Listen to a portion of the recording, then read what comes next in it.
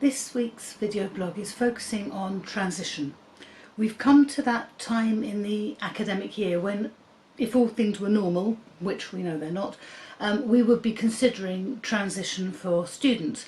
We'd be beginning to think about which form they'll be in, which class they'll be in next year, who their teachers will be, and so on. This is something which is considered for all children, but in particular for special needs, and we'd start to think about preparing our special needs children for whatever next year is going to be. So if they're a year 5 child, we'd want them to see the difference between a year 5 classroom, a year 6 classroom. If they're going from maybe infants to juniors, going across a key stage, then we'd want to have something which would help them to recognise the new environment, to be familiar with the new environment. And there's all sorts of ways we do that. Transition is just the way we prepare everyone for the changes. It's the changes that happen. Now, for some children with with stronger special educational needs, we might need to, for example, give preparation for lesson transition. Going from primary school to secondary school, the transition is much bigger because you're going from quite often having one main teacher who's there most of the time to having several different teachers, and sometimes the teachers do come to you, but more often than not in a secondary school you then have to transition yourself between each lesson. You have to go from one classroom to another classroom across the school, and these are very important transition plans that we normally create. This year, the reason I'm focusing on it's been trending a bit on Twitter, and it's actually more significant than ever because we're not just transitioning for our special needs children, for our between the key stage children and so on. All children are transitioning from a time of lockdown and virtual learning, or sometimes no learning, to being back in school. At some point we will return to school, and those transitions need to be considered. So the reason I'm discussing this now is so that transitions are very much a part of people's awareness at the moment. They're very much aware of that for both children, parents, teachers and school leaders. We all need to be aware of transition.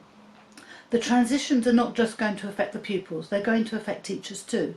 There are going to be teachers who haven't been inside a school for a term, more than a term, and for some that will have its own anxiety. I think it's easy to forget that teachers too get anxious. Throughout my entire teaching career I always had, and this is a very experienced teacher here, but I always had that slight Monday morning feeling throughout and after a school holiday. I used to love insets because that used to gradually take me back into school, and I found it easier when the children arrived. I was ready, I was in the right place for it. So that's an experienced teacher. So for those lesser experienced teachers, sorry about that, the anxiety could be higher. So we need to consider their anxiety as well as that of the children. We also need to consider so many aspects. There are children who, since they've been off school, being homeschooled in whatever form and to whatever extent that has taken, their anxiety has gone down. Things have been more predictable. There have been fewer meltdowns. I know that's not true for all. There are children on the spectrum who have actually found it very confusing and they can't cope with the idea of any learning at home because learning is what happens at school, and I've spoken to a lot of parents about how that can be managed. However, transitioning into school from home is going to require considerable consideration. I don't have all the answers here, there isn't time to say them all here, but things to be considered. The pace of returning to school itself. There was some suggestion, which I found horrendous, that children will come back and have an extended day, they'll have more time in school to catch up on all the work they've missed. Personally, I find that horrendous. Children who have been off school for however many months it will be by the time they return, they need a reduced day, they need a gradual reintegration, not a sudden you're back and you're back doing more than you ever did. So we need to consider the pace of return And then the pace within the school, because the pace of learning at home will be very different from the pace of learning usually in school. The expectations, there's going to be a huge gap between children. There will be children who have been at home and been, if you like, hothouse. They've been, studying this and this fairly intensely at home. There'll be others who've hardly done anything, and there'll be everything in between. So there's going to be a very wide gap between children for whom we thought we knew what the gaps were and everything. So our expectations need to allow for these differences and be flexible rather than rigid. Oh, this is a child who's at this ability. What will they have retained? What will they have learned new? What will they have unlearned? What will they want to do differently? Our expectations and theirs need careful consideration. So we need to ensure that we have strategies to support them. We need that in the actual way we plan the transition and in what is in place when they return to school. How are we going to cope with children who suddenly have a shorter attention span than they had before the lockdown? These are things we need to consider. So our expectations go along with our awareness. We need a heightened awareness. We need to be looking out for signs that things aren't quite as they seem or as they were, so that we can pick up on things quickly before they become too stressful. It's really important to reduce that stress. It's going to be very high stress for teachers as well as for pupils when they come back. Now, technology is a big part of how we reintegrate people and how we do a transition anyway.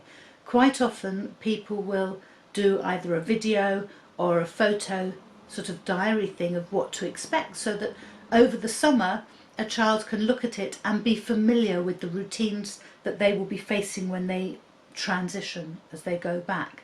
So for those with technology at home, we can do Zoom meetings or Skype or whichever platform we're using. Microsoft Teams, there's a Google one, there's all sorts of platforms. Whatever it is we're using, we could use that to actually speak face to face, as it were, with the children, so they get to know who they'll be returning to. So we can use that. We can, for those who don't have the technology, we can go into schools and take photos so they know what the environment is going to be, their specific environment. Now, we might want to do more detailed ones for children with, for example, who are on the autistic spectrum, or who have dyspraxia, or who have sensory needs, whatever, speech language communication needs. We may want to do more detailed ones for them, but it might be helpful to generally have something that we can then put out to all children, because there'll be children who will not have been in school for months, and for some who we haven't previously thought of as having anxiety issues, this could become a very anxious time. So we need to think about how we can use technology, use what we have, to reach people and help them to transition. We also need to have some interprofessional dialogue, because we would normally pass on information so that, for example, just between classes, teachers talk to each other. Teachers say, oh, when you get this class, be aware that this one sitting with this one has been an issue. May not be an issue when they come back, but just be aware of that. Be aware of this, be aware of this strategy.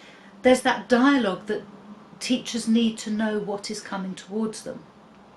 But between schools, as in if you're going to a different school or a different key stage, that dialogue needs to be more detailed. There needs to be some form of transition plan, not only so the child knows what to expect, but so the teacher knows what is expected of them, and what is coming to them in terms of what needs they're going to be dealing with within the classroom. And there also needs to be this interdialogue between schools and parents. There are going to be parents who are extremely anxious about their children returning to school. They may find that actually, since the lockdown, we've had fewer meltdowns, fewer sensory issues, fewer concerns. Do I want my child to go back into a school? How do I know my child will feel safe? How do I know my child will cope? So that dialogue is really important. and for the children themselves, you know, dialogue. So we need dialogue between teachers and parents, teachers and children, parents and children, and within all this the senior leadership of the school need to be very much involved. So I don't have all the answers. What I'm saying is these are questions we should be asking ourselves and saying what is appropriate in our context, because every school is different, every child is different, every situation is different. These are things, as I say, that schools consider every year and sometimes every term. These are normal considerations for teachers, but this year they take on other layers, and these layers need to be recognised and addressed if people are going to go back to school and feel comfortable, safe and settled. And as I say, that's the teachers as well as the pupils. It's easy to think, oh yes, the teachers will just all come back, and they will have been working differently, different pace, different environment, and they may also be just a little bit apprehensive about coming back to school. So whenever it happens, whenever the transition to whatever normal is, we need to have these things thought about, considered and addressed beforehand. We can't wait until we all suddenly go back and we get told we're going back to school in 2 weeks' time, because that doesn't give us time to address these things.